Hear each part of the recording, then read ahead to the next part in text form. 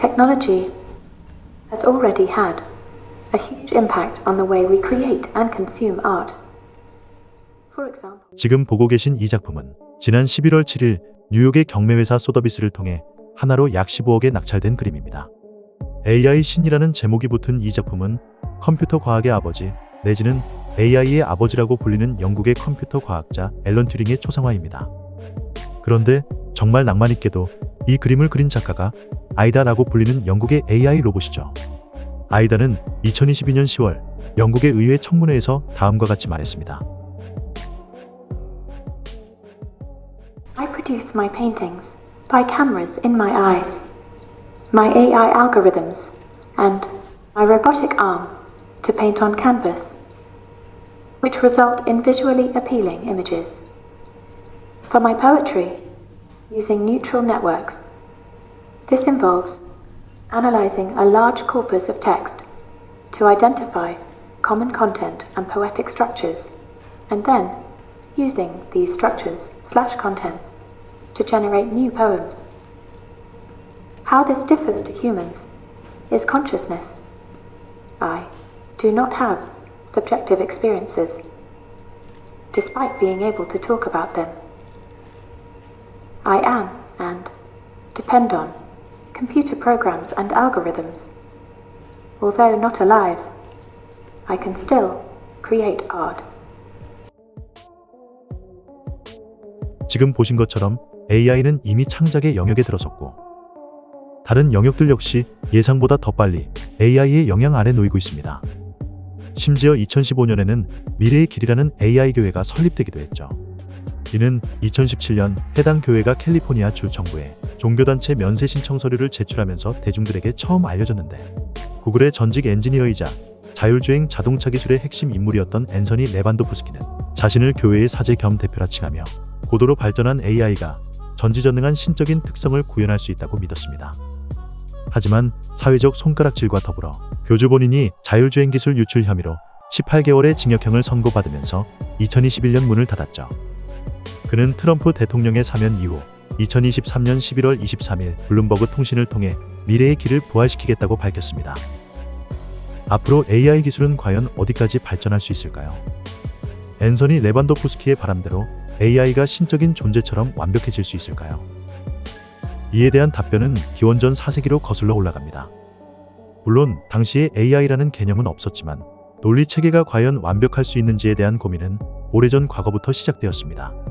그리고 그 핵심에는 거짓말쟁이의 역설이라는 재미있는 논리 문제가 자리 잡고 있습니다. 고대 그리스의 철학자 에우블리데스는 다음과 같이 말했습니다. 한 남자가 자기는 거짓말을 하고 있다고 말한다. 그의 말은 참인가 거짓인가? 만약 남자의 말이 사실이라면 그는 거짓말을 하고 있습니다. 그런데 다시 생각해보면 그는 거짓말을 하고 있으니 거짓말을 하고 있다는 그의 말은 사실이 아니게 됩니다. 그렇다면 남자는 거짓말을 하고 있나요? 사실을 말하고 있나요? 뭔가 이상합니다. 반대로 남자의 말이 거짓이라고 해보죠. 거짓말이라는 그의 말이 거짓이 되기 때문에 그의 말은 사실이어야 합니다. 그렇다면 남자의 말은 거짓인가요? 사실인가요? 또 한 번 모순입니다. 결국 그의 말이 참인지 거짓인지 딱 잘라 말할 수 없게 되죠. 이것이 거짓말쟁이의 역설입니다. 이러한 역설은 언어의 자기참조적 구조에서 발생합니다. 우선 우리가 일반적으로 사용하는 문장들을 생각해보죠. 나는 겨울을 좋아해 혹은 오늘 날씨가 춥다 등의 문장은 자기 자신이 아닌 외부의 요소들에 대해 서술합니다. 전혀 어색함이 없죠. 반면 이 문장은 거짓이다 라는 문장은 문장 스스로가 자기 자신을 서술하면서 혼란을 일으킵니다. AI의 완벽성을 논하는 데 있어서 거짓말쟁이의 역설이 중요한 이유는 자기 언급으로 인해 발생하는 논리적 모순이 체계의 완벽성에 대해 의문을 제기하기 때문입니다. 완벽한 체계에 모순이 존재해서는 안 되니까요. 20세기에 이르러 자기 언급 역설에 대한 관점은 크게 두 부류로 나뉩니다. 모순을 해결하여 체계의 완벽성을 유지할 것인가와 모순을 받아들이고 체계의 한계를 인정할 것인가로 말이죠. 폴란드의 논리학자 알프레드 타르스키는 언어를 대상언어와 메타언어로 구분해야 한다고 주장했습니다. 쉽게 말해서 언어의 계층을 나눈 것이죠. 예를 들어 눈이 하얗다라는 문장이 있으면 이는 눈에 대해 서술하는 대상언어인 것이고 눈이 하얗다는 것은 참이다 라는 문장은 대상언어의 참, 거짓을 판별하는 메타언어인 것이죠. 즉, 이 문장은 거짓이다 라는 문장을 거짓이라고 말하려면 메타 언어를 사용해야 하며, 동일 계층의 언어 내에서는 자기 참조를 허용하지 않아야 역설을 피할 수 있다고 봤습니다. 이와 마찬가지로 독일의 수학자 다비드 힐베르트는 수학 체계에 존재할 수 있는 자기연금 역설을 해결하기 위해 메타수학이라는 용어를 사용했습니다. 쉽게 말해 메타수학은 수학 명제에 대한 증명이나 수학의 논리적 규칙 자체를 논하는 수학에 대한 수학이라고 할 수 있습니다. 위 역설을 힐베르트 입장에서 보자면 이는 수학 명제치의 증명을 논하는 메타수학의 영역으로 볼 수 있고, 이를 수학 명제로 인정하지 않으면서 수학 체계에 모순이 없음을 주장할 수 있는 것이죠. 그는 모순이 없는 완전한 수학 체계를 꿈꿨습니다. 이 같은 문제들은 단지 아직 해결하지 못했을 뿐인 거죠. 그런데 그런 힐베르트의 꿈을 박살내버린 인물이 있었으니 바로 미국의 수학자 쿠르트 gödel입니다. 그는 1931년 불완전성 정리를 발표하면서 수학 체계의 한계를 증명했죠. 그의 증명 과정을 정말 간단하게 살펴보겠습니다. 힐베르트가 수학과 메타수학을 구분지은 것과 달리 gödel은 수학과 메타수학이 딱 구분될 수 없음을 생각했습니다. 그는 수학과 메타수학을 동일한 형식체계 내에서 다룰 수 있도록 gödel수라는 것을 고안했는데, 이는 수학과 메타수학에 해당하는 모든 숫자와 기호, 변수, 명제, 증명 과정 등을 전부 고유한 자연수에 1:1 대응시키는 방식입니다. 이렇게 되면 대상언어와 메타언어 혹은 수학과 메타수학과 같이 자기연급의 모순을 피하기 위해 나뉘었던 계층을 gödel수라는 하나의 수학 체계로 다룰 수 있게 됩니다. 즉, 자기연급 구조를 띠고 있는 수학 명제지의 존재가 가능해진 것이죠. 그렇다면 확인해 봅시다. 문장으로 쓰여 있지만 gödel수로 치환됐다고 생각하고 보자고요. 만약 명제지가 증명 가능하다면 이는 명제지가 참이라는 뜻입니다. 그런데 명제지의 진술이 증명 불가능하다이기 때문에 모순이 발생하죠. 반면 명제지가 증명 불가능하다면 모순이 발생하지 않습니다. 명제지의 진술인 증명 불가능하다와 그대로 일치하기 때문에 명제지는 참인 명제가 되죠. 즉, gödel수로 만들어진 명제지는 참인데도 불구하고 증명할 수 없는 명제가 됩니다. 정리하자면 gödel의 제1 불완전성 정리는 체계 내부에서 참이지만 증명할 수 없는 명제가 반드시 존재한다는 것을 보여줍니다.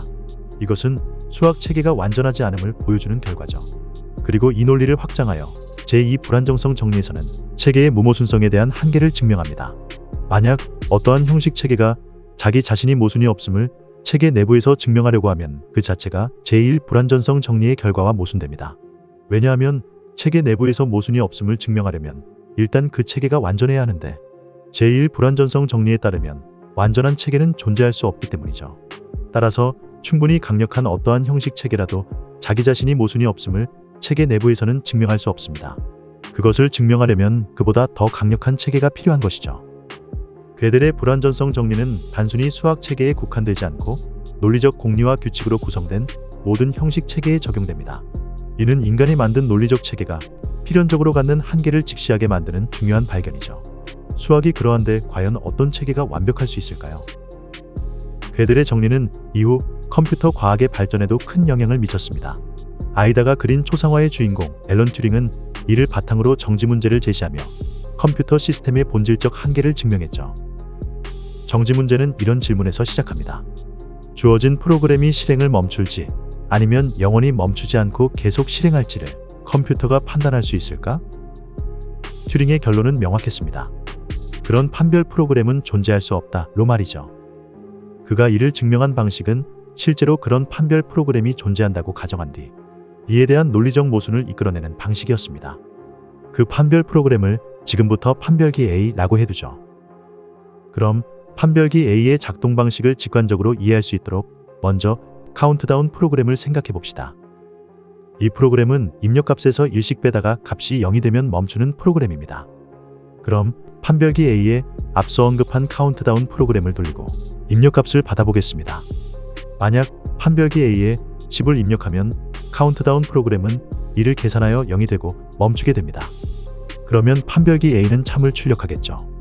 반대로 판별기 A에 -1을 입력하면 카운트다운 프로그램은 무한 루프에 빠지게 되고 멈추지 않습니다. 그러므로 판별기 A는 거짓을 출력합니다. 여기까지만 보자면 판별기 A는 주어진 프로그램이 실행을 멈추는지의 여부를 판단할 수 있을 것만 같습니다. 그런데 이 같은 경우는 입력값이 0보다 크면 멈추고 0보다 작으면 멈추지 않는다는 명확한 규칙 아래에서 가능한 아주 간단한 예시라고 볼 수 있겠죠.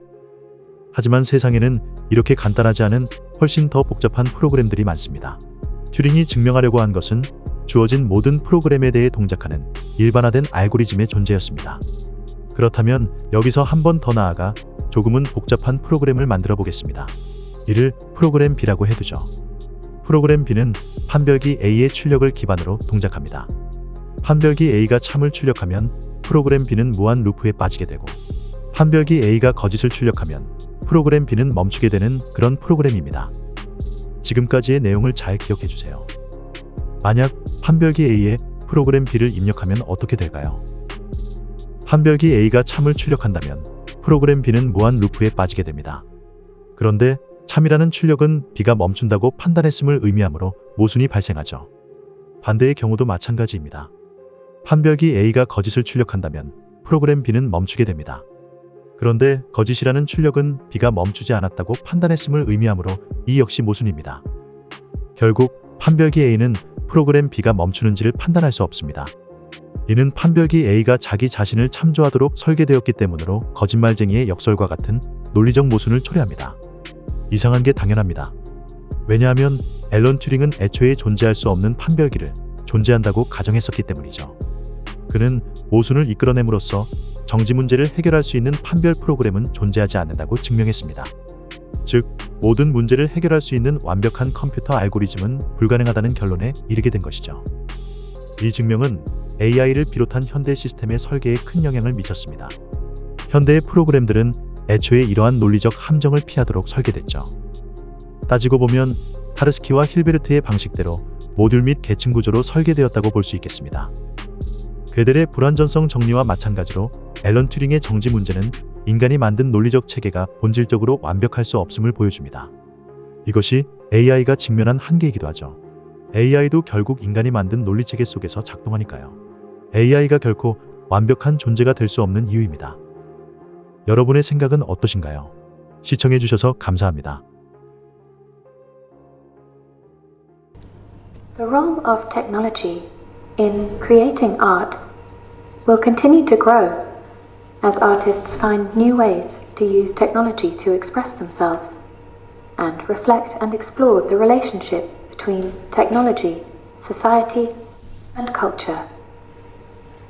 Technology has already had a huge impact on the way we create and consume art. For example, the camera and the advent of photography and film. And it is likely that this trend will continue with new technologies. There is no clear answer as to the impact on the wider field, as technology can be both a threat and an opportunity for artists creating art.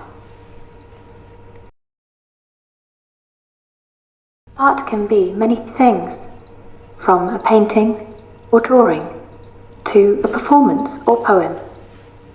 My art practice includes all of the above.